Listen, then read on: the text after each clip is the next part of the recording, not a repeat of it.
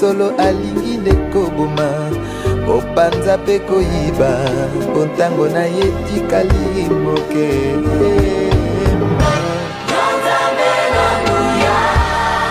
ozalisi ya likolo na se mokili esima. Bienvenue frères et sœurs dans votre émission du dimanche à l'heure de la bonne sémence, dans sa tranche message du dimanche. Pour ce dimanche, nous avons exploité un thème très captivant et très intéressant qui était être à l'offensive en regardant à la croix.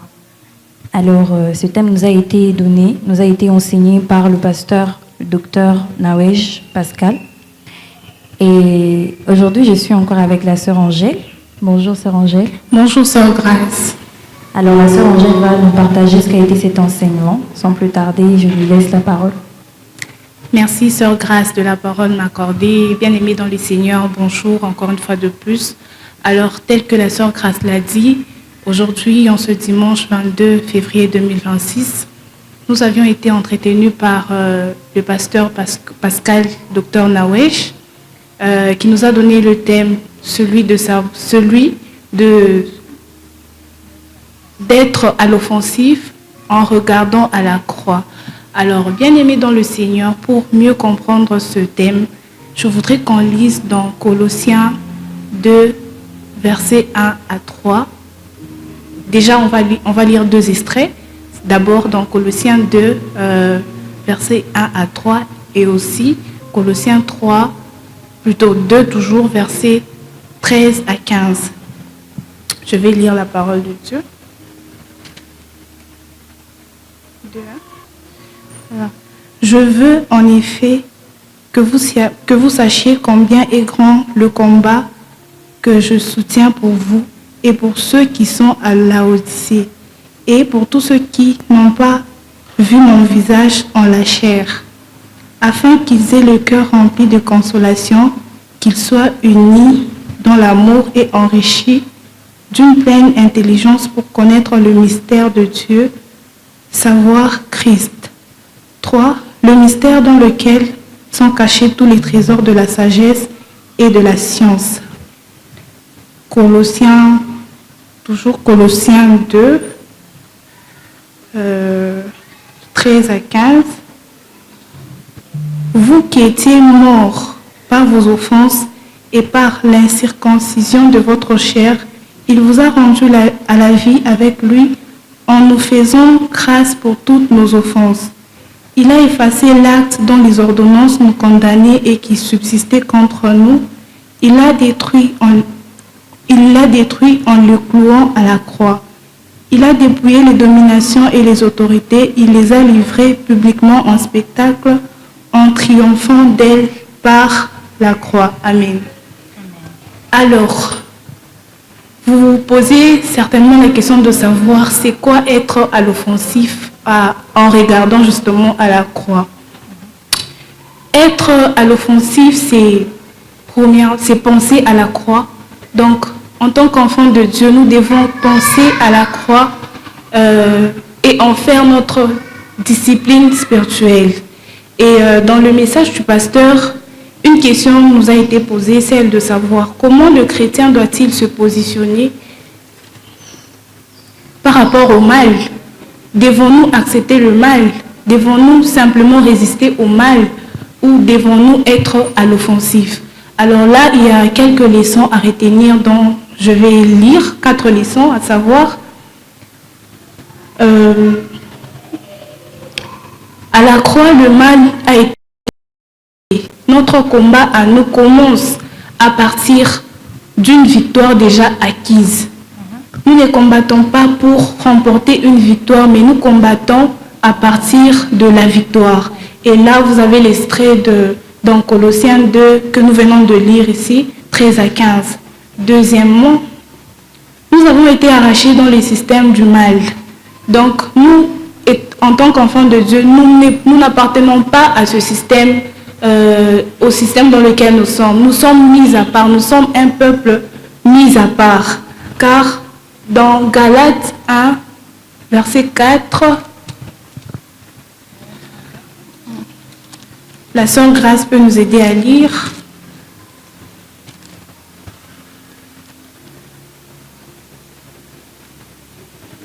Qui s'est donné lui-même pour nos péchés, afin de nous arracher du présent siècle mauvais, selon la volonté de Dieu notre Père.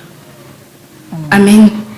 Donc là, la Bible nous dit, Christ lui-même s'est donné afin de nous arracher à ce siècle. Il nous a arrachés à ce système. C'est quoi le système présent?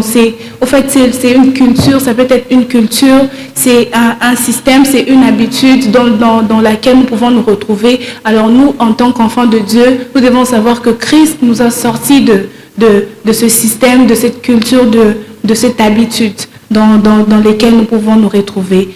Donc, à savoir, nous appartenons plus au système du mal, mais nous appartenons à Christ qui nous a arrachés de cet ancien système. Troisièmement, nous ne devons plus subir le mal, mais nous devons vaincre le mal par le bien. Ici, nous avons la lettre de Paul aux Romains, dans Romains 12, verset 21. Romains 12, 21. Ne te laisse pas vaincre par le mal, mais surmonte les mal par le bien. Amen. Ici, c'est Paul qui est en train de s'adresser aux Romains. Il dit, ne te laisse pas vaincre par le mal, mais surmonte le mal par le bien. Ce n'est pas une demande, en fait, c'est un ordre. Quand Paul dit, ne te laisse pas vaincre par le mal, il sait qu'en nous, nous avons deux ressources. Le mal qui rôde sachant que le mal rôde autour de nous, Dieu a mis en nous des ressources pour contourner ce mal-là. Et là, Dieu, à partir de Paul, nous donne un ordre de ne pas nous laisser vaincre par le mal, mais de surmonter le mal par le bien. Comment vaincre le mal par le bien? Le mal peut être, comme je l'ai dit tantôt, une mauvaise habitude, la haine qu'on peut ressentir vis-à-vis des autres, la vengeance qu'on peut vouloir faire vis-à-vis des autres. Alors Jésus nous dit, au travers Paul, que nous ne devons pas nous laisser vaincre par ce mal, par la vengeance, j'y arrive, par la haine, mais plutôt nous devons surmonter ce mal en faisant le bien. Et quatrièmement, la leçon à retenir ici dans ce passage, c'est penser à la croix doit être une discipline. Penser à la croix doit être notre discipline quotidienne. Le mal ne peut plus nous définir, le mal ne définit pas notre identité, et ce, peu importe sa nature. La croix ne nous promet pas de l'absence des tribulations. Là, c'est Christ qui le dit. La croix ne nous promet pas l'absence des tribulations, des combats. Elle nous garantit l'issue de tous les combats. Elle nous donne la garantie de la victoire, mais seulement si nous combattons comme Christ a combattu. Christ, avant de s'en aller, il a dit à ses disciples,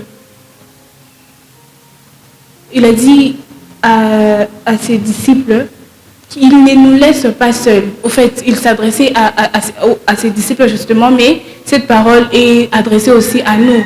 Il ne nous a pas laissés seuls, il nous a envoyé un esprit consolateur, j'y arrive, un esprit qui nous enseigne dans toutes choses. Et si nous devons regarder à la croix, nous devons savoir comment le faire, comment vaincre, comment combattre le mal. C'est, au fait, Christ est notre référence. Si nous devons, à chaque fois que nous voudrons combattre un mal, nous devons toujours nous référer à Christ. Et cela nous aidera à mieux vaincre le mal. Merci. Que Dieu vous bénisse, Sœur Angèle, pour votre intervention. Amen. Et avant d'aller plus loin, nous allons suivre un extrait donné par notre ancien Jacques Kalumba, suivant, et nous allons continuer juste après. Ce message était très pertinent et l'Église a été édifiée dans ce sens où on nous a exhortés à dire que nous combattons dans la victoire. C'est à partir de la victoire que nous combattons. Je sais que le monde dit souvent que on ne chante pas la victoire avant la guerre, mais nous, en tant que chrétiens, le pasteur, le révérend pasteur Dr Nawej Pascal, a dit que nous combattons à partir de la victoire.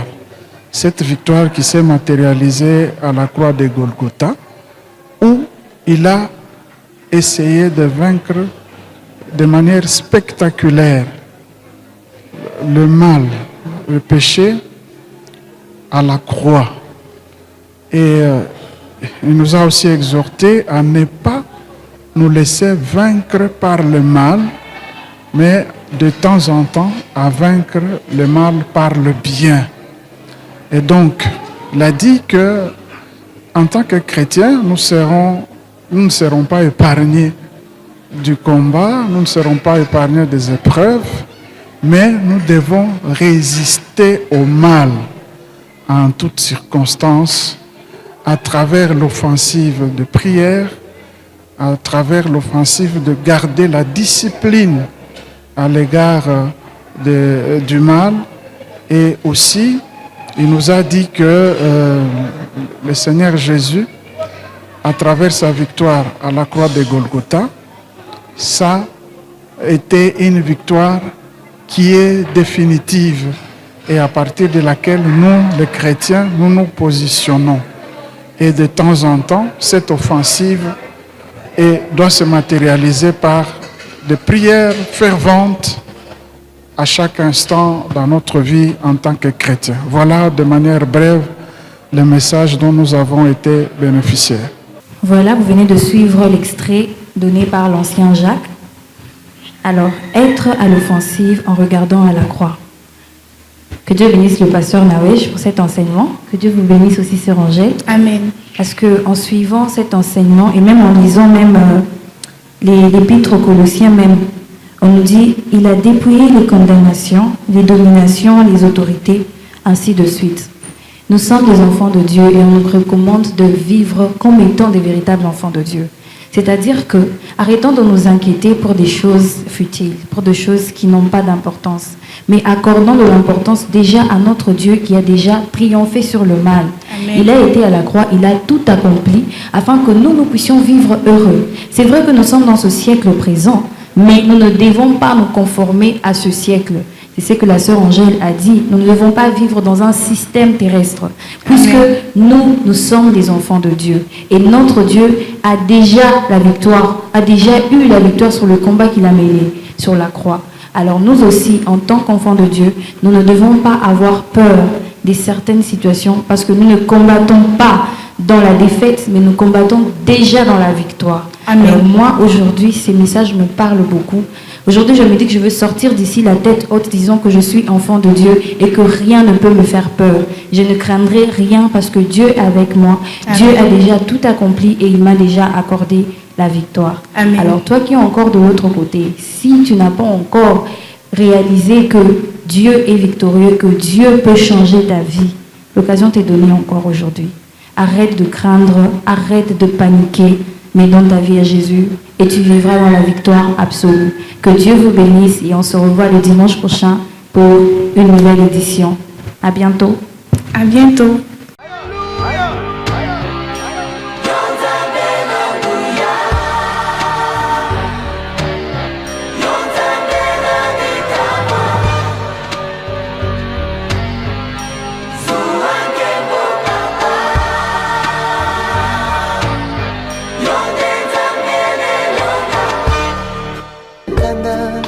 lokola ntambo akongoloma solo alingi nde koboma opanza mpe koyiba mpo ntango na ye tikali moke.